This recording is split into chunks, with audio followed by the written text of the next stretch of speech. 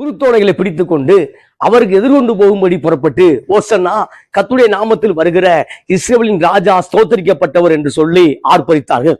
யோவான் நற்செய்தி புத்தகம் 12ஆம் அதிகாரம் 13 வாசிக்கும் பொழுது, ஓசன்னா கர்த்தருடைய நாமத்திலே வருகிற இஸ்ரவேலின் ராஜா ஸ்தோத்தரிக்கப்பட்டவர் என்று ஆர்ப்பரித்தார்கள். கிறிஸ்துவுக்கு மிகவும் பிரியமான அன்பு தேவனுடைய பிள்ளைகளே, வெற்றி பவனியோடு இயேசு கிறிஸ்து எருசலேமுக்குள் வருகிறார். எருசலேமுக்குள்ளாக எத்தனையோ முறை எருசலேமுக்குள்ளாக கடந்து வந்தவர் இந்த நாள்ல சிலுவைக்கு போகும்படியாக, ஜனங்கள் ஆசீர்வாதத்தை பெற்றுக் கொள்ளும்படியாக வெற்றி பவனியோடு எருசலேமுக்குள் வருகிறார். அவரை ஜனங்கள் கேள்விப்பட்டு, அவர் மூலமாய் நடந்த அற்புதத்தை கேள்விப்பட்டு இப்பொழுது ஒரு நல்ல வரவேற்பை கொடுக்கிறார்கள். அந்த வெற்றி பவனி தான், அந்த வெற்றி வரவேற்பு தான் எருசலேமுக்குள்ளாக இயேசு செல்லக்கூடிய காட்சி இந்த இடத்துல வாசிக்கிறோம். யோவான் புத்தகம் 12ஆம் அதிகாரத்தில் வாசிக்கும் பொழுது, குருத்தோலைகளை பிடித்துக் கொண்டு மக்கள் ஆர்ப்பரித்தார்கள். இயேசு வாழ்க, தாவீதின் குமாரன் வாழ்க, கர்த்தருடைய நாமத்தில் வருகிறவர் ஸ்தோத்தரிக்கப்பட்டவர் என்று சொல்லி எருசலேம் மக்கள் அவர்கள் ஆர்ப்பரித்தார்கள் பார்க்கிறோம். 2000 ஆண்டுகளுக்கு முன்பாகவே ஒரு புரட்சி செய்திருக்கிறார். 2000 ஆண்டுகளுக்கு முன்பாகவே பயங்கரமான ஒரு வரவேற்பு இயேசு கிறிஸ்துவுக்கு உண்டாயிருக்கிறது. இந்த நாட்கள்ல அரசியல்ல பார்க்கும் பொழுது ஒரு பெரிய ஒரு எழுச்சி மிகு வரவேற்பு உண்டாகிறது. அது ஆளுங்கட்சியோ அல்லது எதிர்கட்சியோ மக்கள் அந்த கூட்டத்தை கூட்டி வைத்ததுனால ஒரு வரவேற்பு உண்டானது. ஆனால் ஆண்டவருக்காக யாரும் கூட்டத்தை கூட்டவில்லை. பிரியமானவர்களே, ஆண்டவருக்காக ஏற்கனவே ஒரு கூட்டம் ஆயத்தமாக்கப்பட்டு அவர் வரவேற்கப்பட ஆயத்தமாக்கப்பட்ட கூட்டம் அல்ல, மாறாக அவர் மூலமாய் நன்மை பெற்றவர்கள், அவர் மூலமாய் அற்புதத்தை பெற்றுக் கொண்டவர்கள், அற்புதத்தை கேள்விப்பட்டவர்கள் இப்பொழுது எருசலேமின் வாசலில் நின்று கொண்டு, எருசலேமுடைய நுழைவு வாயில் நின்று கொண்டு இயேசுவை வரவேற்றதை பார்க்கிறோம். இந்த கால வேளையில நம்முடைய வாழ்க்கையிலும் அற்புதம் செய்கிறவராக இயேசு எப்படி எருசலேமுக்குள்ளாக வந்தாரோ, சிலுவையின் மூலமாக தான் ஒரு அற்புதத்தை பெற்றுக்கொள்ள முடியும். சிலுவையினால தான் ரட்சிப்பை பெற்றுக்கொள்ள முடியும். எனவே சிலுவைக்கு அந்த பலியாகிறதுக்கு ஒரு முந்தின ஞாயிற்றுக்கிழமை தான் இயேசு எருசலேமுக்குள்ளாக வருகிறார். அநேக முறை எருசலேமுக்குள்ளாக வந்தார். ஆனா இந்த முறை பார்க்கும்போது எருசலேமுக்குள்ள வந்தவர் எருசலேமுக்கு வெளியே போகல. ஏன்னா எருசலேமுக்குள்ள வரக்கூடிய வந்த உடனே அந்த பிதாவின் சித்தத்தை முடித்து விட்டு பரலோகம் போனதை பார்க்கிறோம். அதெல்லாம் வாசிக்க விரும்புகிறேன். ஆண்டவர் சொன்ன அந்த சகரியா 9ஆம் அதிகாரத்துல 9ஆம் வசனம் சொல்லப்பட்ட அந்த தீர்க்கதரிசனம் நிறைவேறும்படியாக இந்த சம்பவம் நடக்குது. சகரியா 9ஆம் அதிகாரம் 9 சொல்லப்பட்ட தீர்க்கதரிசனம் நிறைவேறும்படியாக, அல்லாமலும் சீயோன் குமாரத்தியே பயப்படாதே, உன் ராஜா கழுதை குட்டியின் மேலும் ஏறி வருகிறார் என்று எழுதியிருக்க பிரகாரமாக இயேசு ஒரு கழுதை குட்டியை கண்டு அதன் மேல் ஏறி போனார். இவைகளை அவருடைய சீசர்களும் அறிந்து கொள்ளவில்லை. சீசர்கள் இந்த காரியத்தை செய்கிறோம், இயேசுவை கழுதையின் மேல் ஏற்றிக் கொள்கிறோம், இயேசுவை கழுதையின் மேல் ஏற்றி எருசலேமுக்குள்ளாக நாம் பவனி செல்வோம் என்கிற அந்த கருத்தை அறியவில்லை. மாறாக உயிர்த்தெழுந்த பின்பு இந்த சம்பவம் ஏற்கனவே தீர்க்கதரிசனமாக எழுதப்பட்டிருக்கிறது என்று சொல்லி, அற்புதங்கள் ஏற்கனவே நடக்க வேண்டும் என்று ஏற்கனவே ஆயத்தப்படுத்திருக்கிறது என்று சொல்லி அதுக்கப்புறம் தான் அவங்க நம்புறாங்க. இந்த காலை வேளையில எருசலேமுக்குள்ளாக வெற்றி பவனி சென்ற அதே இயேசு நம்முடைய வாழ்க்கைக்குள்ளும், நம்முடைய ஊழியத்துக்குள்ளும், நம்முடைய தொழில்களுக்குள்ளும், நம்முடைய குடும்பத்துக்குள்ளும் இன்றைக்கும் வெற்றி பவனியோடு வர ஆயத்தமாயிருக்கிறார். எனவே இயேசுவை விசுவாசிக்கிற எத்தனை பேர்களோ அத்தனை பேர் பிள்ளைகள் ஆகும்படி அதிகாரம் கொடுத்தார் என்று வாசிக்கிறோம். இந்த நாள்ல இயேசுவே எனக்குள்ளே வாரும், எருசலேமுக்குள்ளாக வெற்றி பவனியோடு வந்த தெய்வமே இந்த நாள்ல என் வாழ்க்கைக்குள்ளாக வாரும், என் வியாதியை மாற்றும்படியாக வாரும், கடன் பிரச்சனையை மாற்றும்படியாக வாரும், ஆசீர்வாதத்தை தரும்படியாக இந்த நாள்ல எனக்குள்ள வாரும் என்று நீங்கள் சொல்லும் பொழுது நிச்சயமாக வெற்றியோடு கர்த்தர் வர ஆயத்தமா இருக்கிறார். பிரியமானவர்களே, எனவே எருசலேமுக்குள்ளாக அநேக முறை என்ட்ரி கொடுத்தார். இந்த இடத்துல வாசிக்கும் போது, இந்த இடத்துல பார்க்கும்போது ஒரு மாஸ் என்ட்ரி, சூப்பரான என்ட்ரி. ஏன்னா இந்த இடத்துல பார்க்கும்போது ஒரு மகிமையாக ஒரு ராஜாவுக்கு எப்படி ஒரு வரவேற்பு கொடுத்தார்களோ, ஒரு அதிபதிக்கு எப்படி வரவேற்பு கொடுத்தார்களோ, அதே வரவேற்பு ஆன்மீக தலைவராகிய ரட்சகராக இருக்கக்கூடிய இயேசுக்கு அந்த வரவேற்பு உண்டானது. பிரியமானவர்களே, இந்த காலை வேளையில நாம் இயேசுவை எவ்வளவு வரவேற்கிறோமோ, இயேசுக்கு இந்த இடத்துல பார்க்கும்போது வரவேற்பு என்பது கனத்தை குறிக்கிறது. வரவேற்பு என்பது அவர்தான் என்னுடைய வாழ்க்கையில முதன்மை என்கிற காரியத்தை குறிக்கிறது. எனவே முதன்மையாக இயேசுவை வைக்கும் பொழுது, முதன்மையாக பரலோகத்தை வைக்கும் பொழுது, முதன்மையாக தேவ சித்தத்தை வைக்கும் பொழுது நிச்சயமாக நீங்கள் ஆசீர்வதிக்கப்பட முடியும். ஆமென் சொல்லுங்களேன். எனவே இந்த நாள்ல கர்த்தருடைய ஆவியானவர் சொல்லக்கூடிய வார்த்தை, எருசலேமுக்குள்ளாக ஜனங்கள் வரவேற்றார்கள். அப்ப குருத்தோலையை கையில் எடுத்துக்கொண்டு, குருத்தோலை என்பது பண ஓலைகளை செய்து கொண்டு அல்லது தென்னை மர அந்த ஓலைகள் எடுத்துக்கொண்டு ஆர்ப்பரித்தார்கள். ஆர்ப்பரிக்கும் பொழுது பரலோகம் ஆர்ப்பரித்தது. பிரியமானவர்களே, ஸ்தோத்திரம். அதுக்கு முன்பாக வரைக்கும் ஓசனா என்கிற இடம் சங்கீதத்துல தான் வருது. சங்கீதம் 118 நினைக்கிறேன்.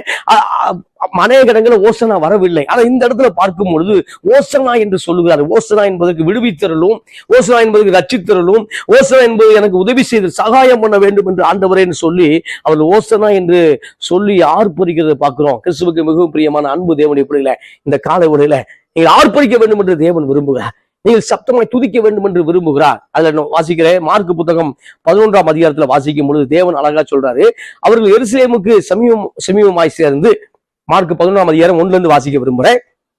ஒலிவமலைக்கு அருகான பெத்தபகே பெத்தானியா என்னும் ஊர்களுக்கு வந்தபோது அவர் தம்முடைய சிசு 2 பேரை நோக்கி, உங்களுக்கு எதிராக இருக்கக்கூடிய கிராமத்துக்கு போங்கள். அதை பிரவேசித்த உடனே மனுஷர் ஒருவரும் ஒரு காலும் எறியாத ஒரு கழுதை குட்டியை கட்டியிருக்க காண்பீர்கள், அதை அவிழ்த்து கொண்டு வாருங்கள் என்கிறார். இப்ப அங்க ஆண்டவர் பெத்தானியாவுக்கு போகிறார். லாசரு மரித்தோர்ந்து உயிர் தெழுந்த அந்த பட்டணத்துக்கு போகிறார். அப்ப யோவான் 11ஆம் அதிகாரத்துல வாசிக்கும் பொழுது மரித்த லாசரு உயிரோடு எழுப்புகிறார். யோவான் 12ஆம் அதிகாரத்துல வாசிக்கும் பொழுது அந்த லாசரு வீட்டுல அந்த இரவு விருந்து டின்னர் கலந்து கொள்ளும் பொழுது அதுக்கப்புறம் தான் மறுநாள் ஆயத்தம் ஆகி எருசலேமுக்குள்ளாக போகும் பொழுது எருசலேம் ஜனங்கள் அவரை வரவேற்றதை பார்க்கிறோம். மார்க் புத்தகத்துல வாசிக்கும் பொழுது 11ஆம் அதிகாரத்துல எழுதப்பட்ட சம்பவம் என்னன்னா, சீசர்களை நோக்கி உங்களுக்கு எதிராக இருக்கக்கூடிய கிராமத்துக்கு போங்கள் என்று சொல்லுகிறார். அங்க கழுதை குட்டியை காண்பீர்கள், அதை ஒருவனும் ஒரு காலும் ஏறிடாத கழுதை. முக்கியமான காரியம், ஒருவனும் ஒரு காலும் ஏறிடாத கழுதை. இது ஏற்கனவே இயேசுவுக்காய் ஆயத்தமாக்கப்பட்ட கழுதை, இயேசுவுக்காக ஏற்கனவே பிரதிஷ்டை பண்ணப்பட்ட கழுதை, இயேசுவுக்காக ஏற்கனவே முன்குறிக்கப்பட்ட கழுதை. கிறிஸ்துவுக்கு மிகவும் பிரியமான அன்பு தேவனுடைய பிள்ளைகளே, எனவே ஏற்கனவே தேவன் நமக்காக அற்புதங்களை ஏற்கனவே ஆயத்தமாக வைத்திருக்கிறார். அந்த அற்புதத்தை நாம் பார்க்கும் அளவும் நாம் அற்புதத்தை விசுவாசிக்கிறது இல்லை. எனவே இந்த நாள்ல விசுவாசம் என்பது நம்ம கண்களுக்கு தெரியல, இன்விசிபிளா இருக்குது, கண்களுக்கு தெரியல. ஆனால் விசுவாசத்தை காட்டு என்பது செயலின் மூலமாய் தான் காட்ட முடியும். அதான் விசுவாசம். விசுவாசத்தை நாம் பார்க்க முடியவில்லை, விசுவாசத்தை காண முடியவில்லை, இன்விசிபிளா இருக்குது, அதை பார்க்க முடியவில்லை. ஆனால் விசுவாசத்தை பார்க்க வேண்டும் என்றால் அதன் செய்கையின் வடிவாக பார்க்க முடியும். அப்ப ஏற்கனவே ஒரு கழுதை ஆயத்தமாக்கப்பட்டது, அது ஒருவரும் ஒரு காலும் ஏறிய கழுதை.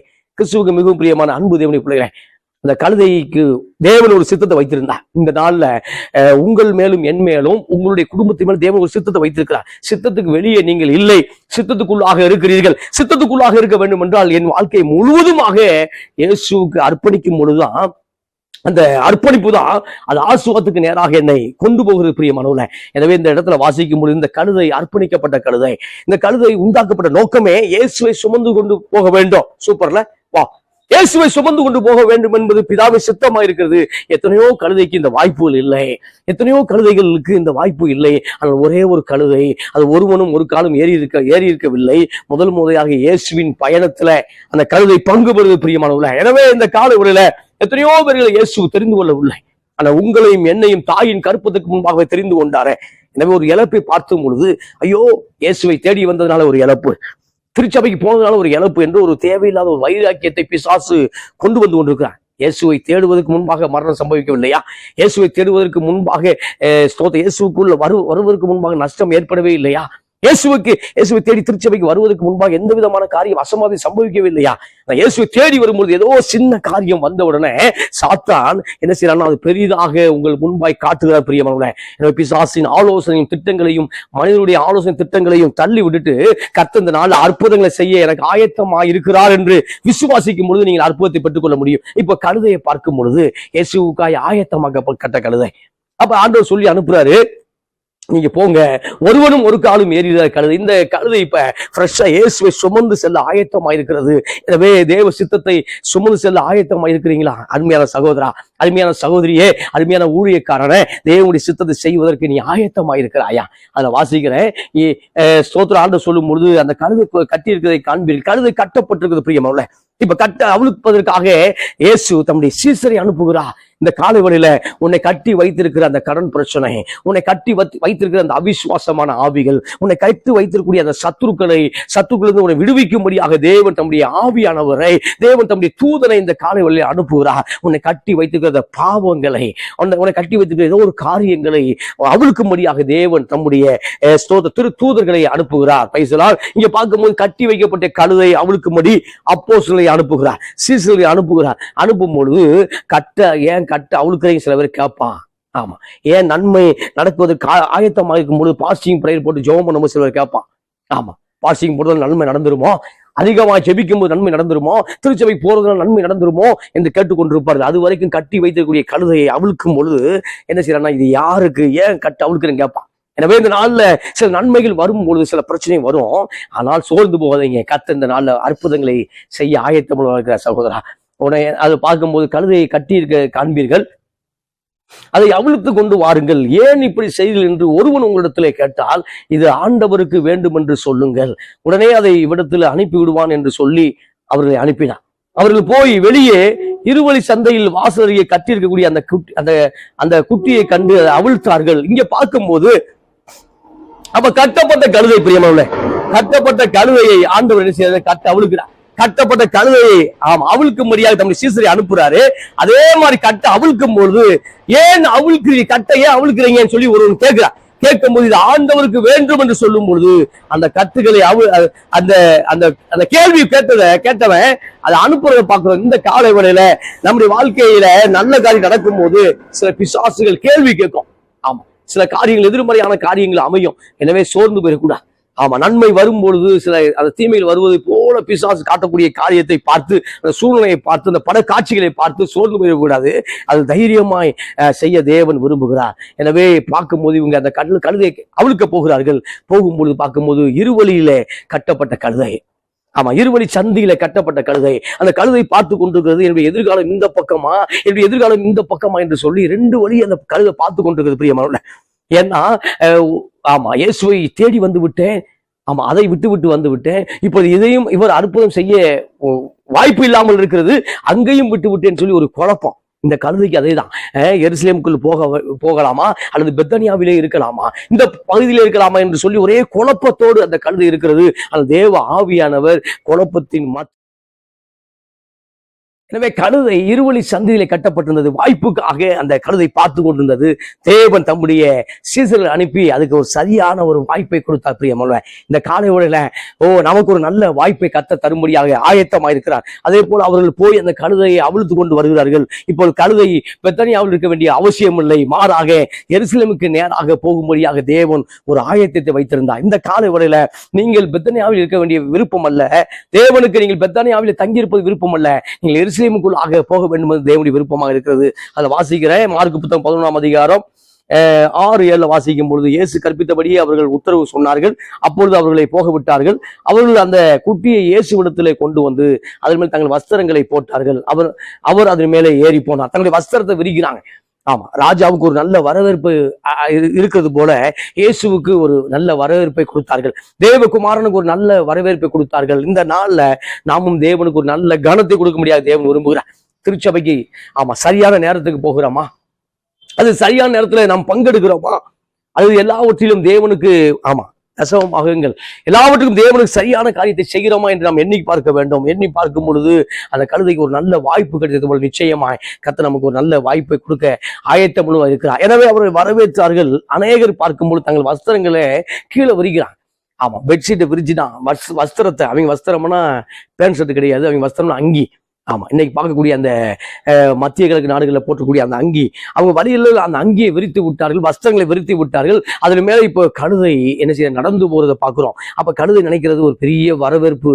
ஆமா, ஏனென்றால் அந்த கழுதை இப்ப இயேசுவை சுமந்து கொண்டு போறதுனால அந்த கழுதைக்கு ஒரு நல்ல வரவேற்பு உண்டாகுது. பிரியமானவர்களே, இந்த காலை வேளையில நாம் இயேசுவை சுமந்து கொண்டு போகும் பொழுது, இருதயத்துல இயேசுவை சுமந்து கொண்டு போகும் பொழுது, உள்ளத்துல இயேசுவை சுமந்து கொண்டு போகும் பொழுது நமக்கு ஒரு நல்ல வரவேற்பை தேவன் நிச்சயமாய் கொடுப்பா. எனவே அது வரைக்கும் ஆமா அந்த கழுதை யாரு கண்டுக்கல. ஆமா, இருவழி சந்தையிலே வாசல் அருகே கட்டப்பட்ட கழுதை, எந்த பக்கம் போக வேண்டும் என்று தெரியாத கழுதை இப்பொழுது பார்க்கும் பொழுது தேவகுமாரனை, சூப்பர்ல, வானத்தையும் பூமி உண்டாக்கின தேவனுடைய குமாரனை இப்ப அதை சுமந்து கொண்டு போகிறது. அது வரைக்கும் எந்த ஒரு மனுஷனும் ஏறவே இல்லை. Fresh piece.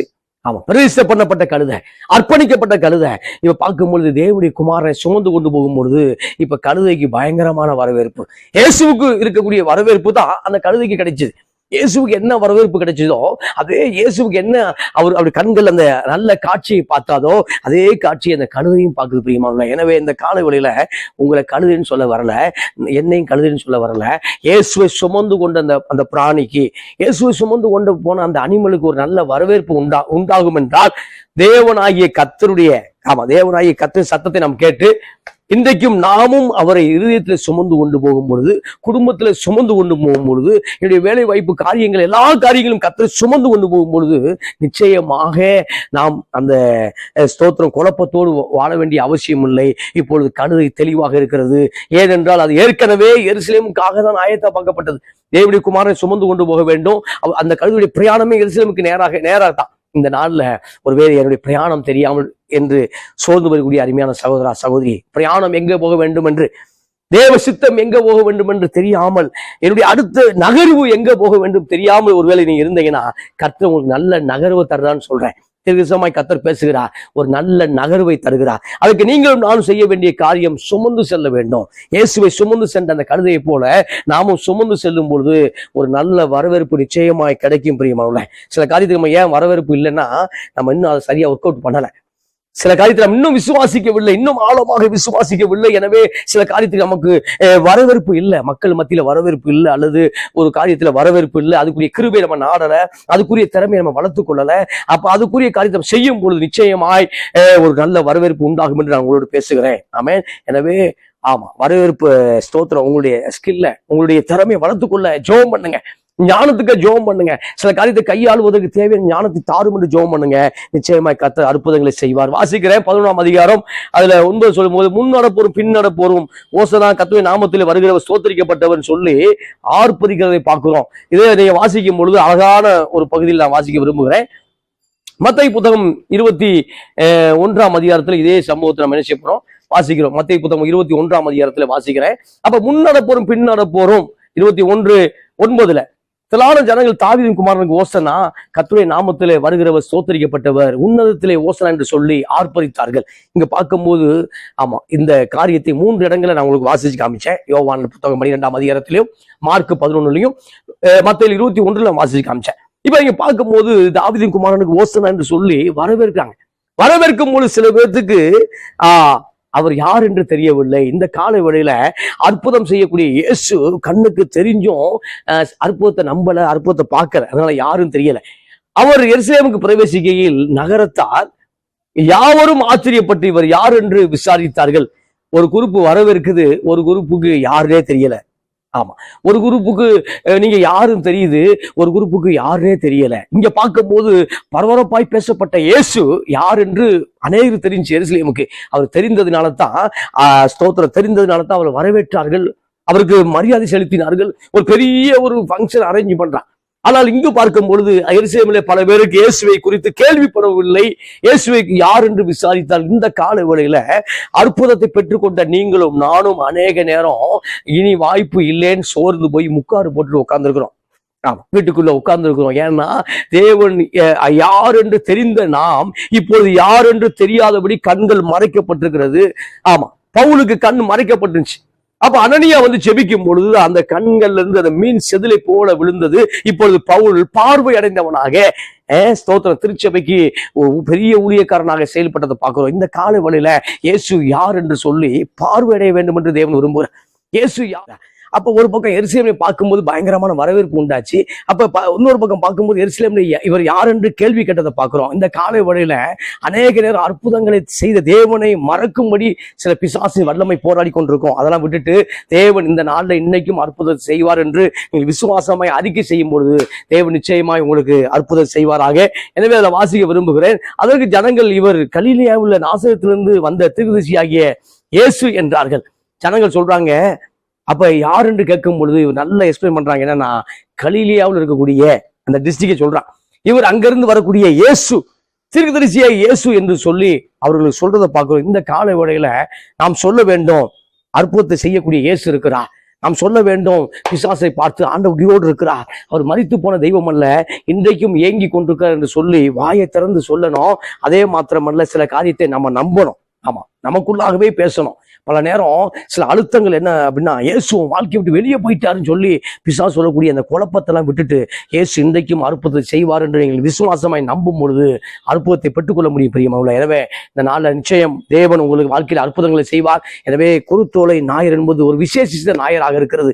இந்த பாம் சண்டைங்கிறது விசேஷித்த சண்டையாக இருக்கிறது. ஏன்னா இதுல வந்து ஜெயத்துக்கு நோக்கி பிசாசின் வல்லமை உடைக்கும்படி இயேசு எங்க போறாரு? எருசலேமுக்குள்ளாக போகிறார். அவருக்கு எப்படி மரணம், எப்படி பாடுபட போகிறோம், எப்படி மறிக்க போறோம் என்று எல்லாம் தெரியும். இருந்தாலும் அந்த அந்த சாத்தானின் வல்லமையை நேருக்கு நேராக சந்திக்கும்படியாக ஜெய பவுனியோடு, வெற்றி பவுனியோடு எருசலேமுக்குள்ளாக போகிறார். எனவே இந்த நாள்ல உங்களை அழுத்தக்கூடிய அழுத்தங்கள் இருந்து வெளியே வரும்படி ஸ்தோத்திரம், நீங்க வெளியே வரும்படி தேவனை நம்புங்க. நிச்சயமா எந்த அழுத்தம் அழுத்தி கொண்டிருக்கிறோம் அதுல இருந்து கர்த்தர் இந்த நாள்ல விடுதலை ஆக்குவார். உங்களுக்கு ஒரு ஜெய பவனி உண்டு. ஸ்தோத்திரம், உங்களுக்கு ஜெய பவனி உண்டு. அந்த கழுதை இயேசுவை சுமந்தது போல நீங்களும் இயேசுவை இருதயத்தில் சுமக்கும் பொழுது, வாக்குத்தத்தமான வசனத்தை சுமந்து செல்லும் போது நிச்சயமா இயேசுக்கு எப்படி வரவேற்பு இருந்ததோ அதே வரவேற்பு உங்களுக்கும் உண்டாகும் என்று நான் சொல்லுகிறேன். கர்த்தர் இந்த நாள் உங்களோடு கூட இருப்பாராக.